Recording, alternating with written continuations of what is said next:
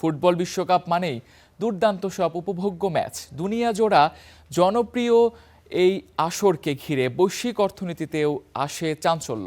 এবারের বিশ্বকাপ অর্থনীতিতে যুক্ত করবে প্রায় $41 বিলিয়ন। কর্মসংস্থান হবে 8 লাখের বেশি। টিকিট, স্পন্সরশিপ, সম্প্রচার সত্ত্ব, স্থানীয় পর্যটন সহ সব মিলিয়ে আসবে এই আয়।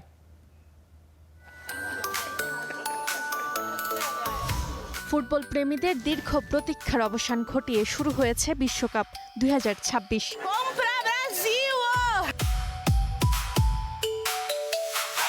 21 জুন যুক্তরাষ্ট্র, কানাডা ও মেক্সিকোতে শুরু হয়েছে the greatest show on earth. 19 জুলাইয়ের ফাইনাল পর্যন্ত 39 দিনে 48টি দেশ খেলবে 104টি ম্যাচে। বিশ্বের সবচেয়ে জনপ্রিয় এই ক্রীড়া আসর অর্থ উপার্জনের মেশিনও।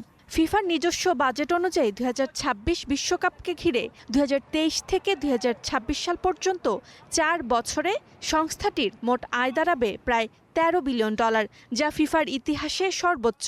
এর মধ্যে শুধু 2026 বিশ্বকাপ থেকেই প্রায় $8.9 বিলিয়ন আয় করবে ফিফা। ফিফার সবচেয়ে বড় আয় আসে টেলিভিশন সম্প্রচার সত্ত্ব থেকে। চলমান বিশ্বকাপের জন্য সম্প্রচার সত্ত্ব বিক্রি করে ফিফার আয় হবে প্রায় $3.9 বিলিয়ন। এছাড়া স্পন্সরশিপ ও মার্কেটিং থেকে আসবে প্রায় $1.8 বিলিয়ন।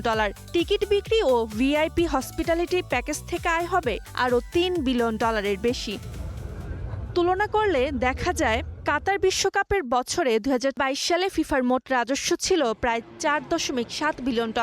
সেই আসরে সম্প্রচার সত্ত্ব থেকে আয় হয়েছিল $2.64 বিলিয়ন। এছাড়া স্পন্সরশিপ থেকে আয় হয়েছিল $1.35 বিলিয়ন।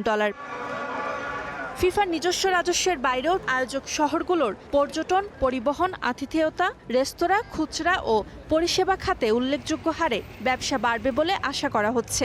2026 সালের বিশ্বকাপ বৈশ্বিক জিডিপিতে $40.9 বিলিয়ন অবদান রাখতে পারে। এছাড়া বিশ্বব্যাপী প্রায় 8,24,000 পূর্ণকালীন কর্মসংস্থান সৃষ্টি করবে এই আয়োজন। ফিফা বলছে এই অর্থের বড় অংশ ফুটবল উন্নয়ন, অবকাঠামো নির্মাণ ও সদস্য দেশগুলোকে আর্থিক সহায়তা দিতে ব্যয় করা হবে। তবে সমালোচকদের অভিযোগ, রাজস্ব বাড়ানোই ফিফার এখন প্রধান লক্ষ্য। Roksana Rimi, star news.